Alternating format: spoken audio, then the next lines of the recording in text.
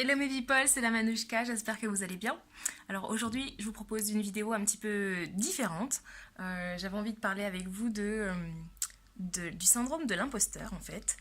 Je sais que c'est quelque chose qui revient souvent dans les conversations que j'ai avec les filles d'Upgrade, avec les personnes en règle générale, les amis, au niveau du travail. Et c'est quelque chose bien sûr qui me concerne, moi aussi j'en souffre comme tout le monde. À intervalles réguliers, ça revient.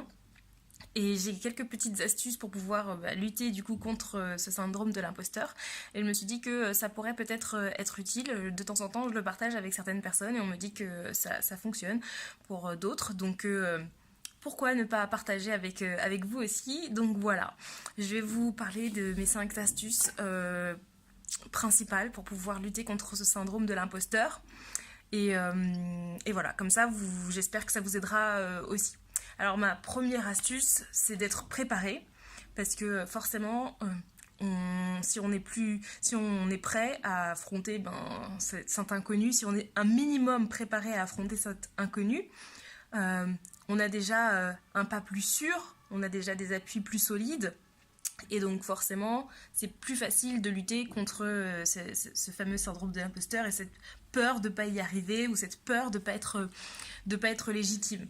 Donc la préparation, c'est vachement important. C'est un petit peu comme quand on est étudiant et qu'on va avoir un contrôle.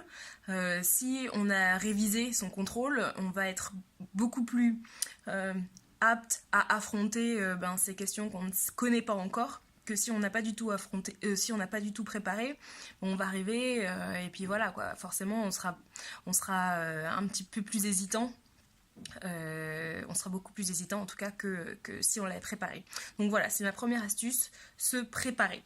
Mon deuxième conseil, ma deuxième astuce, c'est de me poser la question qu'est-ce que je penserais de moi si je le fais pas? Qu'est-ce que je penserais de moi dans une semaine, dans un mois, dans un an? Est-ce que je vais être fière? Est-ce que je vais être dégoûtée? Est-ce que je vais le regretter? Ou alors, qu'est-ce que une personne que j'aime pensera de moi dans une semaine, dans un mois ou dans un an? Quelqu'un que j'aime, quelqu'un que je veux impressionner, quelqu'un dont la vie compte pour moi, du coup, est-ce que je vais la décevoir? Est-ce que, au contraire, la rendre fière si je le fais? Voilà, c'est une motivation supplémentaire que de me dire, oui, je fais quelque chose qui va me permettre,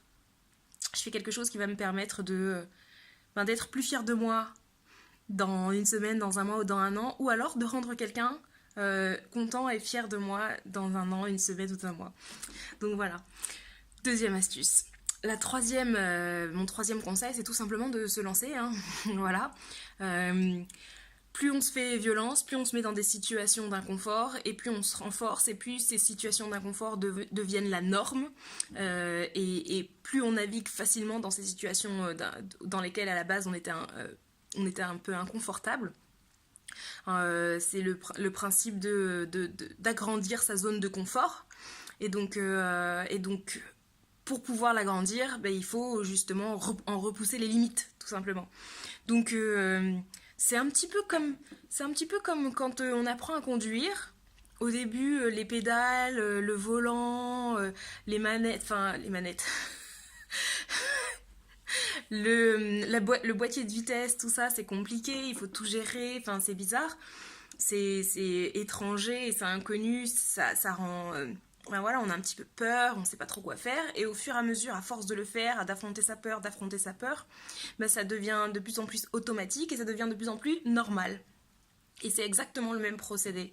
Donc il faut se lancer, il faut faire, et ça va aider au fur et à mesure à supprimer ce syndrome ou à diminuer et faire taire de plus en plus ce syndrome de l'imposteur qui est tout simplement une peur d'affronter l'inconnu qui nous fait dire que non, on n'est pas capable d'affronter cet inconnu, on n'est pas capable, on n'est pas légitime pour pouvoir le faire.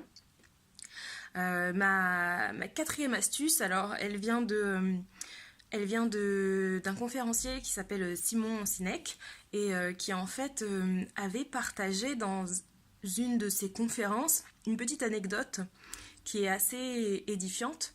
En gros, il avait raconté que des journalistes lors des compétitions sportives posaient la question aux athlètes olympiques poser une question aux athlètes, poser une question aux athlètes olympiques qui était est-ce que vous êtes nerveux?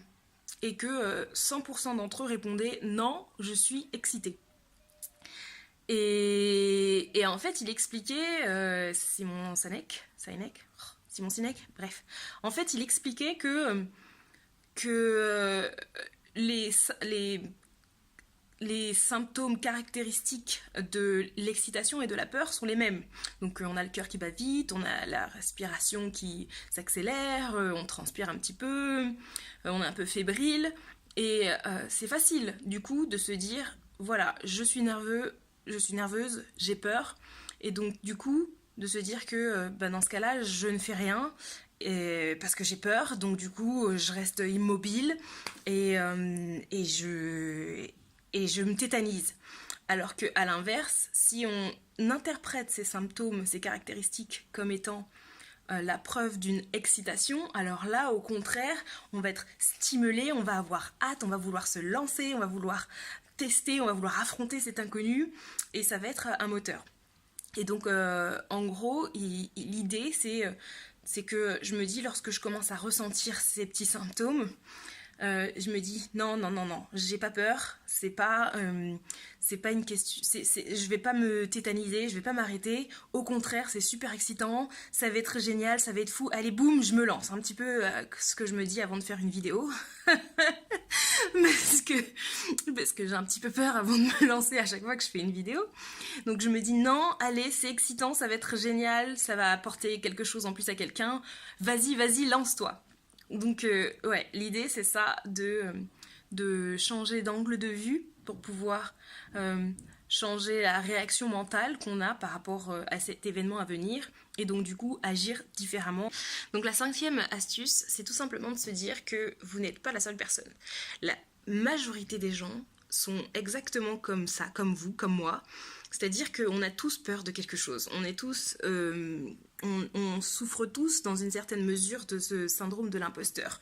Ça va être peut-être au travail, ça va être peut-être dans la vie privée, ça va être peut-être par rapport à nos amis où on va se sentir parfois moins légitime que d'autres dans certaines situations.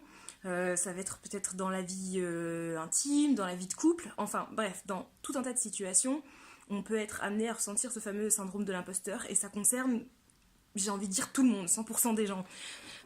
Peut-être que pas 100%, mais 90%, c'est sûr et certain que ça concerne, voilà, ça concerne au moins 90% des gens.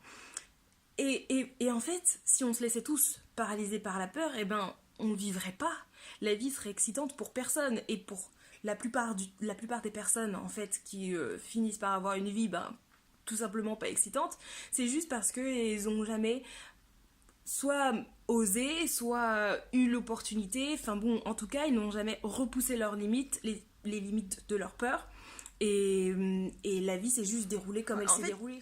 Il faut se dire que voilà, on est tous confrontés à ça, on n'est pas la seule personne à vivre ces situations difficiles, et en fait, quelque part, ça nous unit un petit peu, je trouve, ça nous unit un petit peu à tout le monde, et ça renforce, je trouve que ça renforce cette motivation de se dire, bon allez, on y va, on le fait, je suis pas le seul, le plus nul, la seule, la plus nulle, la seule à qui ça arrive, non, ça arrive à tout le monde, mais je veux faire partie de ceux qui affrontent ça et qui vivent une vie excitante et qui s'éclatent et je me lance, voilà.